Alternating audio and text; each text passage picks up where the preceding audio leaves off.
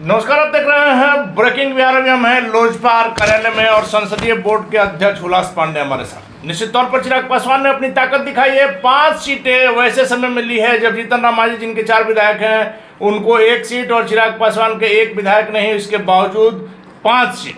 लेकिन सीटों को लेकर के अभी तक बात क्लियर नहीं हुआ है। इन तमाम बिंदु पर बात करेंगे। हुलास जी, आप लोग 5 सीटें तो ले लिए, फैसला नहीं हो पा रहा है। अब सबसे पहले तो अनिल भाई, आपके ब्रेकिंग बिहार के माध्यम से समस्त बिहार वासियों को, देशवासियों को होली की अग्रिम शुभकामना और बधाई। आपको भी सर। अब सब आपने बता दिया है कि गठबंधन हमारा एनडीए के साथ हो गया है, पहले से भी लगभग तय था। 5 सीटें इस समझौता में हमको मिले हैं जी। वैसे तो हम 40 सीट पर पहले से तैयारी हमारी पार्टी ने कर रखी थी। हमारे राष्ट्रीय अध्यक्ष आदरणीय चिराग पासवान जी के निर्देश पर लगातार हमारे पार्टी के सभी पदाधिकारी पूरे बिहार प्रदेश में, आपने देखा होगा, दौरा भी हुआ, बूथ स्तर तक अपने कार्यकर्ताओं की समीक्षा की गई। और अभी भी उनका जो निर्देश है कि सभी हमारे कार्यकर्ता पदाधिकारी मुस्तैद रहेंगे कि एनडीए का जो लक्ष्य है 40 की 40 सीटों को बिहार में जीतने का, वैसे देश भर में तो 400 पार है जी। लेकिन बिहार में 40 सीटों को जो जीतने का लक्ष्य है, इसमें हमारी पार्टी लोक जनशक्ति पार्टी रामविलास के कार्यकर्ता पदाधिकारी महत्वपूर्ण भूमिका निभाएंगे और 40 की 40 सीटों को जीतकर नरेंद्र मोदी जी यशस्वी प्रधानमंत्री जो हमारे भारत के हैं, उनके झोली में डाला जाएगा। अब 5 सीटों पर हमारे प्रत्याशी लड़ेंगे।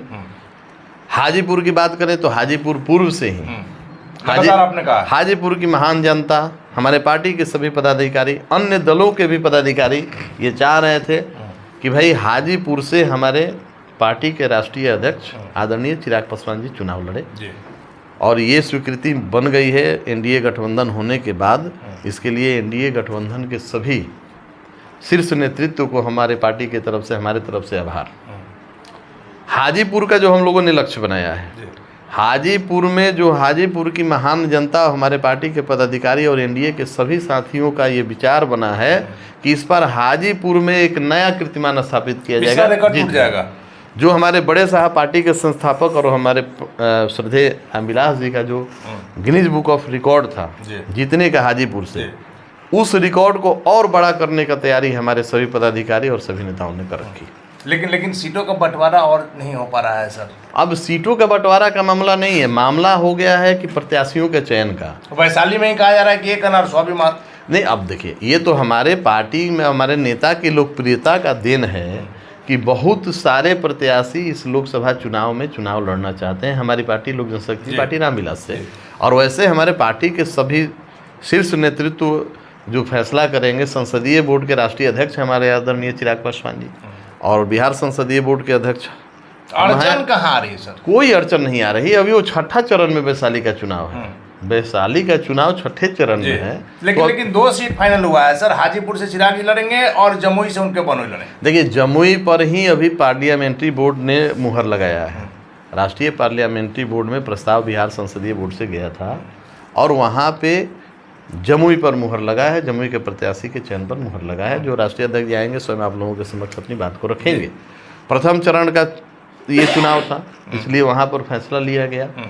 अब ऐसे ही चरण वाइज जो हमारे चुनाव हैं, उस हिसाब से एक बहुत निश्चित समय में बहुत जल्द ही बिहार पार्लियामेंट्री बोर्ड से बाकी सीटों के संभावित प्रत्याशियों का नाम यहाँ से पार्लियामेंट्री बोर्ड का बैठक करके चयन करके केंद्रीय पार्लियामेंट्री बोर्ड को भेजा जाएगा और उसके बाद राष्ट्रीय पार्लियामेंट्री बोर्ड से निर्णय हो जाएगा। अभी तो 6ठे चरण में चुनाव। लेकिन लोजपा में सर शुरू से एक आरोप लगता है कि परिवारवाद की पार्टी। आपने देखा 2 सीटों की घोषणा हुई, 1 पर चिराग, 1 जमुई पर उनका बनोई। कार्यकर्ता कहाँ जाएंगे? देखिए, हमारी पार्टी एक परिवार है, परिवार की पार्टी नहीं है। इसको अगर आप सही तरीके से देखेंगे तो हमारी पार्टी एक परिवार है और परिवार में प्रेम स्नेह बना हुआ है। हमारे सारे पदाधिकारी कार्यकर्ता एक परिवार की तरह हैं। और जहाँ तक जमुई की बात करें तो अरुण भारती जी हमारे पार्टी के एक पदाधिकारी भी हैं और वैसे में उनकी एक पृष्ठभूमि रही है। हमारे अरुण भारती जी की माता जी को आप अगर जानते होंगे तो उनका भी एक व्यक्तित्व रहा है, राजनीतिक पहचान रही है, माननीय विधायक रही हैं ज्योति जी, और उसके एमएलसी, पूर्व एमएलसी भी रही हैं। जी जी। तो एक राजनीतिक परिवार से पहले से उनका जुड़ाव रहा है और राजनीतिक अनुभव भी है, और हमारे पदाधिकारी भी हैं। और ऐसे में योग्यता के आधार पर अगर उस योग्य हैं तो निश्चित रूप से उनको मौका मिलना चाहिए। समस्तीपुर से भी सर नाम आ रहा है इनकी चचेरी बहन का, अभी तक जो प्रत्याशियों के चयन की बात आ रही है। अभी तक समस्तीपुर के बारे में कहना जल्दीबाजी होगा, किनका नाम आ रहा है, आपको तो सब पता है, लेकिन आप बताना नहीं। अनिल भाई, जब भी आपने पूछा है तो बेबाकी से हमने अपनी जानकारी को आपके साथ साझा किया है, इसमें कोई शक नहीं, शेयर किया है और आगे भी किया जाएगा। ये छुपने वाली बात तो होती नहीं है, ये बातें आप 2 दिन आगे या पीछे आपको बताना तो पड़ता ही है। तो कहीं से भी पार्टी में इस तरह का कोई भी बात होगा तो आपको बताया जाएगा, और योग्यता के आधार पर और क्षेत्र में जिनका पहचान होगा, जो हमारे पार्टी के पदाधिकारी तय करेंगे, जिनका योग्यता होगा, उसी आधार पर नियमित बोर्ड में निर्णय होगा। एक और सवाल उठ रहा है सर, 3 सीटें आप लोग को रिजर्व सीट मिली है, 2 सीटें ऐसे मिली हैं। कहीं ना कहीं चिराग पासवान, चूंकि लगातार हमने कहा कि चिराग पासवान कभी जाति की बात नहीं करते हैं, चिराग ने विकास की बात किया, बिहार को कैसे विकास की राह पर ले जाना है, वैसे में कहीं सवर्णों से दूर करने की तो बात नहीं आ रही। नवादा भी आप लोग से छीन लिया गया। अब देखिए क्या है कि जब बड़े साहब थे हमारे पार्टी के संस्थापक श्रद्धेय रामविलास जी, उस समय भी बिहार की 50% आरक्षित सीटों पर हमारी पार्टी लोकसभा में चुनाव लड़ती थी, अगर आप आंकड़े उठा के देखेंगे तो। और वर्तमान परिस्थिति में भी ये हम लोगों के लिए गर्व की बात है कि 50% आरक्षित सीटों पर हमारी पार्टी के प्रत्याशी चुनाव लड़ेंगे। अब दूसरी तरफ जब आप एक बड़ा समझौता करते हैं, बड़े नियत से, अब बड़े उद्देश्य के लिए जब आगे बढ़ते हैं, तो कहीं ना कहीं छोटी छोटी कुर्बानियाँ आपको देनी पड़ती हैं, लेकिन इसको कम्पनसेट किया जाएगा। आगे आने वाले समय में इसको हम लोग कम्पनसेट करेंगे। आखिरी सवाल है सर, जिस प्रकार से मुंगेर से अशोक महतो, हालांकि उनकी पत्नी लड़ रही है, लेकिन अशोक महतो आ रहे हैं, दुर्दांत अपराधी, कई गैंगवार में थे, कई नरसंहार में, तो क्या एक बार फिर से बिहार जा रहा है वही 90 की दशक की ओर? अभी देखिए, अब दूसरे दल के प्रत्याशियों के बारे में जब तक आधिकारिक सूची आ नहीं जाती है, उनकी घोषणाएं हो नहीं जाती हैं। उनकी पत्नी को सिंबल मिल गया सर? चलिए, तो बहुत अच्छी बात है। तो अब उनके व्यक्तित्व के बारे में हम लोग चर्चा करेंगे, इससे ज़्यादा अच्छा है कि वहाँ क्षेत्र की जनता उस पर फैसला करेगी कि उनके लिए कौन महत्वपूर्ण है।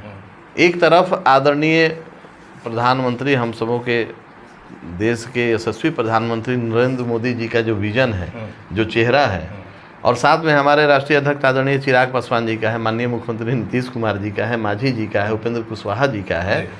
तो एक तरफ देश को मजबूत करने के लिए, देश में एक मजबूत सरकार बनाने के लिए, भारत का उज्जवल भविष्य के लिए एनडीए का जो विजन है उसको देखना है क्षेत्र की जनता को, और दूसरी तरफ आप जिस व्यक्ति का नाम रख रहे हैं उनका पॉलिटिकल अनुभव या उनकी पत्नी का पॉलिटिकल अनुभव या उनका सोच, उनका बैकग्राउंड देखना है। जनता मालिक है, फैसला करेगी। और हमको लगता है कि बिहार की 40 सीटों पर एनडीए इस बार पिछले जो चुनाव हुए थे, जो जीत का अंतर था, उससे और बड़े अंतर से सभी प्रत्याशी जीत कर आएंगे।